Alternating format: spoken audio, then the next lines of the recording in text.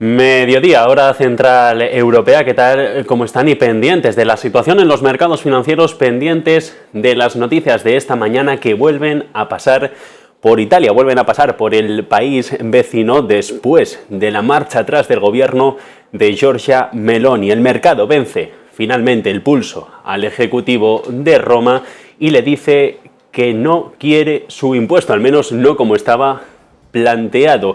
La banca lo celebra recuperándose en los mercados financieros. Comunicado del Ministerio de Finanzas con una modificación sobre la mesa del gravamen a la banca que pretendía ir a por el 40% de los beneficios extraordinarios del sector.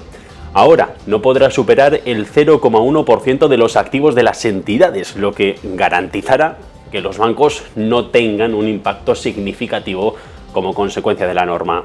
Tras perder casi 10.000 millones de euros de capitalización, las entidades financieras de la tercera economía de la zona euro, el ejecutivo de Meloni puntualiza que los bancos, que ya ofrecen remuneración por los depósitos a sus clientes, no van a tener un impacto significativo como consecuencia de esta norma aprobada el pasado lunes.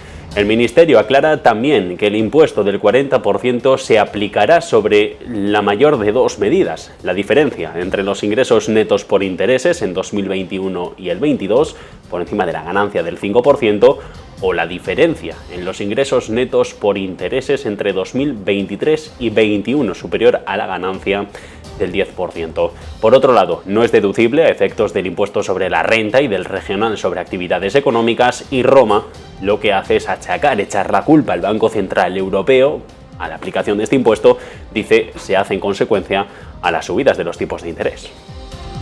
Más asuntos de la mañana. El Ministerio de Defensa de Rumanía ha confirmado que cancela un acuerdo largamente retrasado para la compra de 4 buques de guerra de la francesa Naval Group, después de que la compañía y un socio minoritario no hayan cumplido el plazo para firmar el contrato. La firma de defensa Gala se hizo con este acuerdo para construir 4 corbetas marinas Going para Rumanía y además renovar 2 fragatas existentes por 1.200 millones de euros en 2019. Lo hizo en asociación con una empresa nacional rumana. El caso es que la armada de este país europeo es la menos modernizada de todas las ramas militares.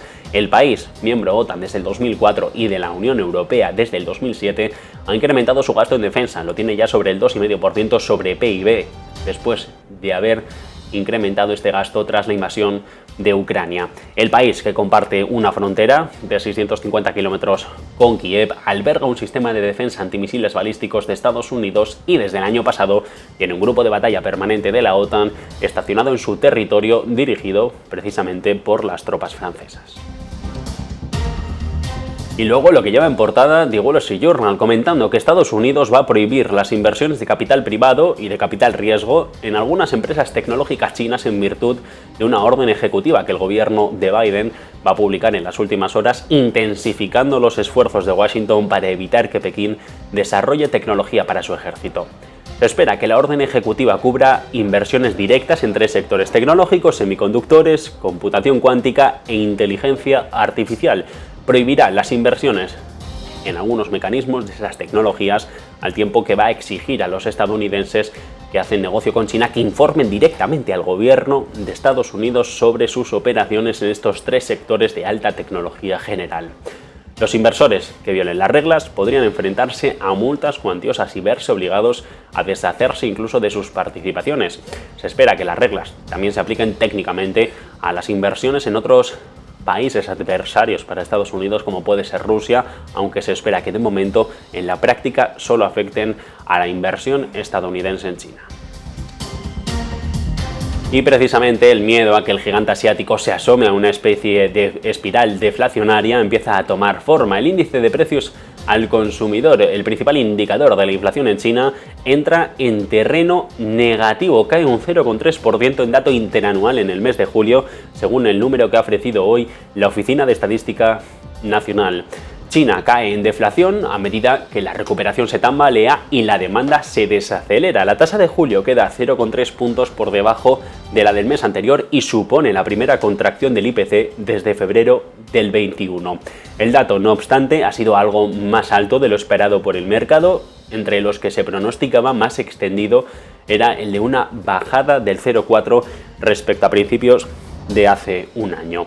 En comparación con junio, sin embargo, los precios suben 2 décimas. De hecho, la intermensual de estos precios al consumidor, que llevaba 5 meses consecutivos en negativo, repunta en julio. Se queda en el 0,2%, sorprendiendo así a los analistas que esperaban una nueva bajada, en esta ocasión de 1 décima. También se ha publicado el índice de precios de producción, el que mide lo que pagan en facturas las industriales, y aquí se registra una caída interanual del 4,4% en julio, un punto menos pronunciada que la nota del mes anterior, aunque este relativo repunte queda, eso sí, por debajo de lo esperado por el mercado, ya que los expertos avanzaban que se situaría en torno a un menos 4,1%.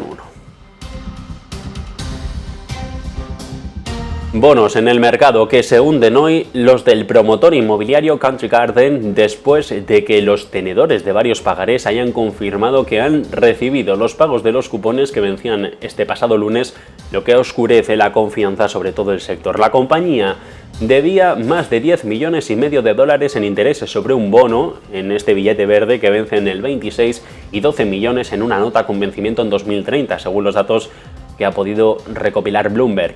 Ambos bonos tienen un periodo de gracia de 30 días antes de que un pago del cupón no realizado se pueda constituir como un incumplimiento, según los prospectos de estas mismas notas.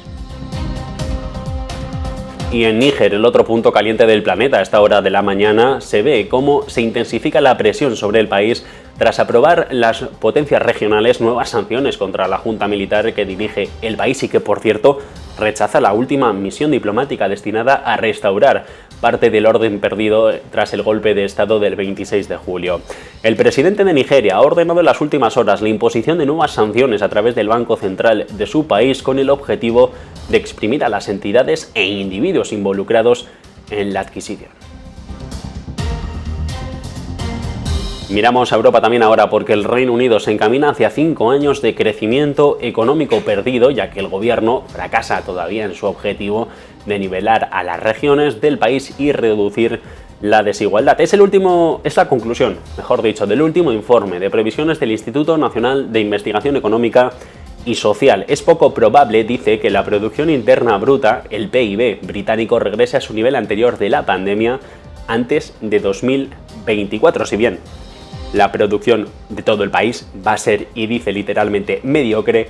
Algunas regiones se verán más afectadas que otras. En Londres, por ejemplo, se espera que los salarios reales crezcan hasta un 7% en los próximos 5 años, a partir de finales de 2019, pero en West Midlands, donde se encuentra Birmingham, por ejemplo, la tercera ciudad más grande de Gran Bretaña, se proyecta una caída de hasta 5 puntos porcentuales.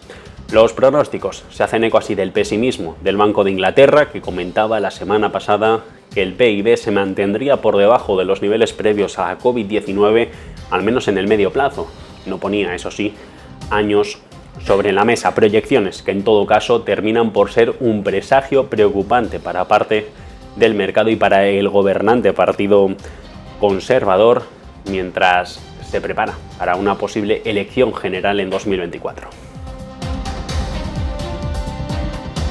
Y mientras tanto, los bancos estadounidenses vivían este martes su crisis particular después de que la agencia de calificación Moody's ejecutara un recorte de las calificaciones crediticias de 10 entidades pequeñas y medianas y avisara de que también pondría a revisar a la baja la nota de grandes firmas bancarias. Concretamente, la agencia ejecuta el recorte en un escalón con la clasificación de los bancos como Associated Bank, Old National Bank, Webster Bank, Vogue Financial y MIT Bank, entre otros. Algunos han bajado de A3 a A2, otros de A3 a Baa1 y otros de Baa2 a Baa3.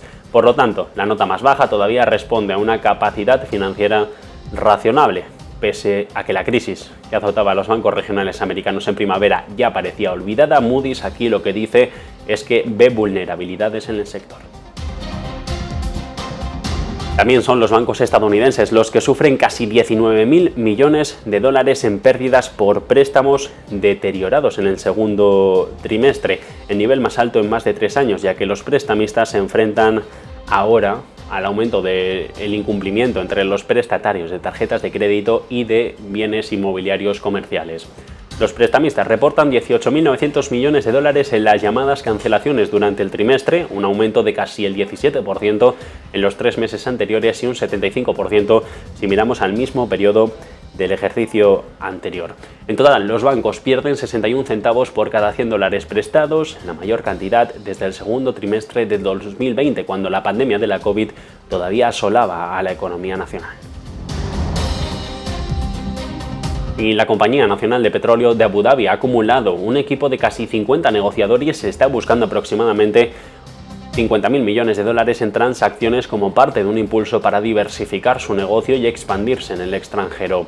ADNOC, dirigida desde 2016 por el sultán Al Jaber, ha reconocido silenciosamente a un conjunto de talentos de Wall Street, tal y como avanza Financial Times, transformando a los Emiratos Árabes Unidos, una vez un grupo estatal adormecido, en un negocio más parecido a una supermajor energética. El cambio marca ahora el nuevo paso en la transformación de ADNOC de productor estatal de petróleo y de gas, altamente rentable, a una empresa con una ambición de construir una cartera global que abarque productos químicos, plásticos y más en el mercado energético.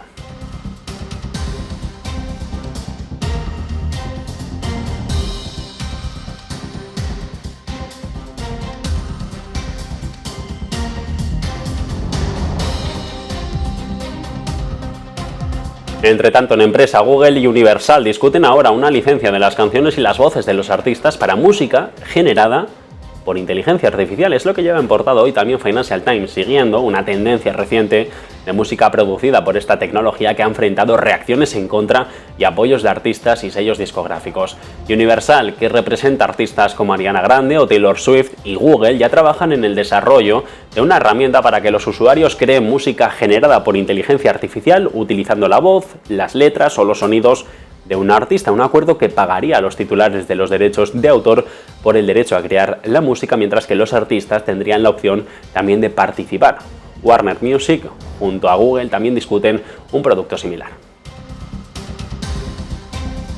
El relato de la mañana también pasa por Amazon. Negocia ahora a reunirse con otras empresas tecnológicas como inversor principal en ARM, el diseñador británico de microchips, propiedad de SoftBank, antes de su salida a bolsa, según han señalado fuentes anónimas familiarizadas con este asunto a Bloomberg, como parte de los preparativos para alcanzar un acuerdo que podría recaudar hasta 10.000 millones de dólares. La posible participación de la de Jeff Bezos en su debut bursátil, en la que de lo que no se ha informado anteriormente, pone de manifiesto el interés del diseñador británico en la nube. Amazon Web Services, de hecho, el negocio del gigante de Internet, fabrica su propio chip de procesamiento, el Graviton, utilizando el diseño de ARM. La británica tiene previsto empezar a cotizar en el Nasdaq a principios de septiembre por una cifra y una recaudación, dice Reuters, de entre 8.000 y 10.000 millones de dólares. Y esto después de conocer que ARM ha mantenido también conversaciones con una decena de empresas tecnológicas, entre ellas Intel, Apple, Samsung, Nvidia o Alphabet. Mientras tanto, 22 son los minutos los que pasan sobre el mediodía, hora central europea. Pausamos unos segundos y volvemos con todo el análisis aquí en Negocios Televisión.